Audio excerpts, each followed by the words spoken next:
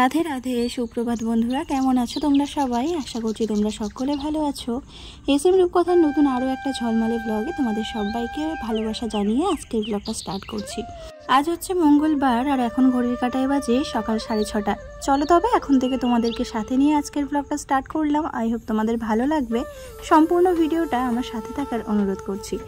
সকাল থেকে যদি বাচ্চারা কাঁদে তাহলে মাথার কিন্তু একদমই ঠিক থাকে না।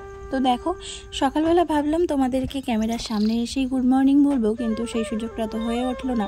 আমাকে এখানে ভয়েসটা মিউট করে দিতেই হলো। আরও যতক্ষণে ঘুমাচ্ছিল ততক্ষণে আমার উঠোন বাড়ি ঝাঁট দিয়ে আর ঘর বারান্দা ঝাঁটফাট দিয়ে কমপ্লিট করা হয়ে গেছে, আর রান্নাঘরও পরিষ্কার হয়ে গেছে। আর রান্নাঘর তো এমনিই আমি রাত্রিবেলা করে পরিষ্কার করে রাখি, যাতে করে সকালবেলা এই চাপটা আমার না থাকে। আর ও দেখো উঠেই আমাকে একদম কাজ ছাড়ছে না। আর ও ওঠা মাত্রই ওকে ব্রাশ দিয়ে দিয়েছি। ও একটুখানি দাঁড়িয়ে দাঁড়িয়ে একা একা ব্রাশ করেছে। সেই ফাঁকে আমি বিছানাটা পরিষ্কার করে নিয়েছি, আর তারপর ওর মুখ ধুয়ে দিয়েছি। ব্যাস, তারপর থেকে আমাকে আর কাজই ছাড়বে না। সারাক্ষণ জামা ধরে নিয়ে চলে যাচ্ছে যে ঘরে এসে বসে থাকতে হবে আর ও খেলা করবে। তাহলে বলো কাজগুলো কখন করি? ওদের সকালবেলা খাওয়ারও হয়নি, আর খিদেও পেয়েছে, ওই জন্য ঘ্যান ঘ্যান করছে বেশি। তাহলে আমাকে যদি না ছাড়ে তাহলে কি করে খাবারটা বানাই? তো তারপর ম্যাগির প্যাকেট দেখালাম, দেখাতে একটু চুপ করলো। তারপর আবার যে প্যাকেটটা নিয়ে নিয়েছি অমনি কান্না শুরু। তাই কাঁচা ম্যাগি একটুখানি ওর গালে দিয়ে তারপরে হচ্ছে এই যে বানিয়ে নিয়েছি দেখো। আর অনেকবার ভাবি জানো তো, এই ভয়েস দেওয়ার জন্য আমার এডিটিংটা কমপ্লিট হয় না। তাই ভাবি কি যখনের ভয়েস তখনই দিয়ে দেবো, রিয়েল ভয়েসটাই তোমাদের সাথে শেয়ার করব, কিন্তু হয়ে ওঠে না। বাড়িতে এত চেঁচামেচি আর এত কান্নার আওয়াজ হয় না, মানে ও সবসময় কাঁদতে থাকে। আর ওই জন্য না মাথাটা একদমই ঠিক থাকে না। আর আমি ভিডিও যখন এডিট করি তখন কোথাও কোথাও এই কান্নার আওয়াজটা রেখে দিয়েছি, কেননা ও সবসময় কান্না করতে থাকে। যখনই কাজ করি তখনই হয় খেলা করে, না হলে কান্না করে। চিৎকার চেঁচামেচি সবসময় হতেই থাকে। বন্ধুরা, স্নান টান করে চলে এসেছি, আর এর একটু পড়ানো বাকি ছিল, তাই জন্য বসলাম। এর খাতার কাজটা দিয়ে ছেড়ে দেব। আর ওই দেখো, সে ঘরে গিয়ে দরজায় বাড়ি চালাচ্ছে। ও ঠাম্মা স্নান করতে গেছে, ও স্নান করবে, ওই জন্য ঘরে গিয়ে দরজায় বাড়ি মারছে। ওকে স্নান করি দাও।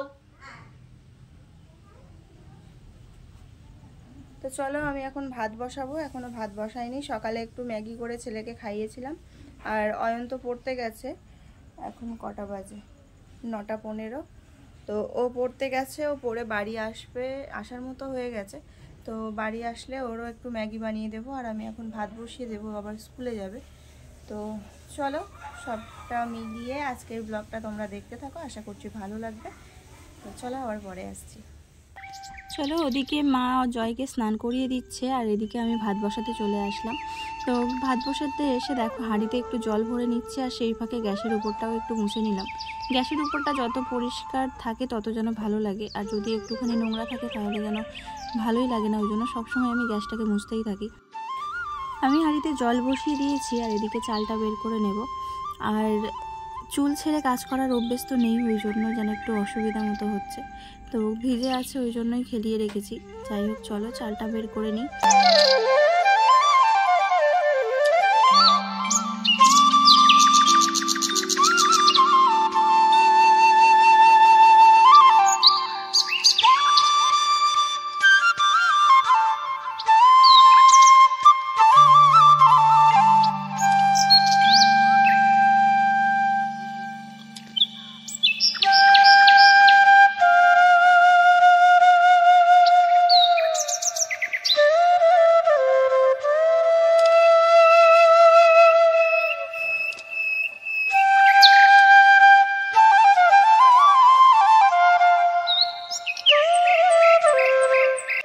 তো এদিকে দেখো আমার চাল ধুয়ে কিন্তু ভাত বসিয়ে দিয়েছি, আর ওই যে সসপ্যানে ম্যাগি আবার বানাবো। সকালবেলা তো ছোটু খেয়েছে, ওর জন্য বানিয়ে দিয়েছিলাম। আর অয়ন পড়ে এসছে সবে, ওই জন্য ওরটাও এখন বানিয়ে দেব। ওই জন্য জল বসিয়ে দিলাম, দিয়ে এখন বেসিনের যে থালা বাসনগুলো আছে সেগুলোকেই মেজে নেব। কেননা বেসিন যদি ভর্তি হয়ে থাকে একদমই ভালো লাগে না। ওই জন্য যখনই সময় পাই, মানে কাজের ফাঁকে এই বাড়তি কাজগুলোকে সেরে রাখি, যাতে পরে অসুবিধা না হয়। তো চলো, এখন বাসনগুলো আমার মাজা হয়ে গেছে, আর তারপরে এই জায়গাটা ভালো করে পরিষ্কার করে সকালের জলখাবারটা বানিয়ে নেব। আজকে সকাল থেকে কোনো কিছুই খাওয়া হয়নি।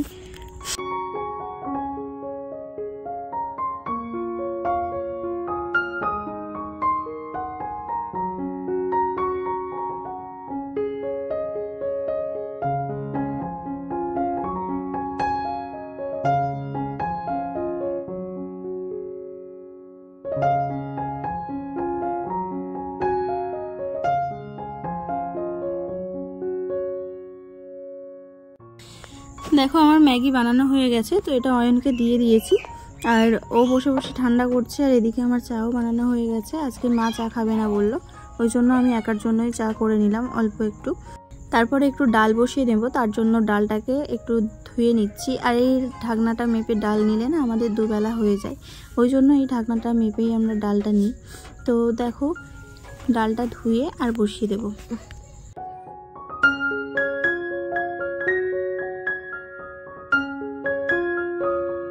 আর ডালটা যখন সিদ্ধ করতে দেব সেই সময় কটা কাঁচা লঙ্কাও দিয়ে দেব।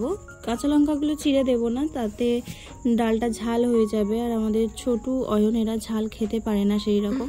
তো যখন ডালটা সেদ্ধ হয়ে যাবে তখন এর থেকে একটা কি দুটো লঙ্কা গলিয়ে দেব, হয়ে যাবে। তো চলো, এদিকে আমার ভাত হয়ে গেছে প্রায়।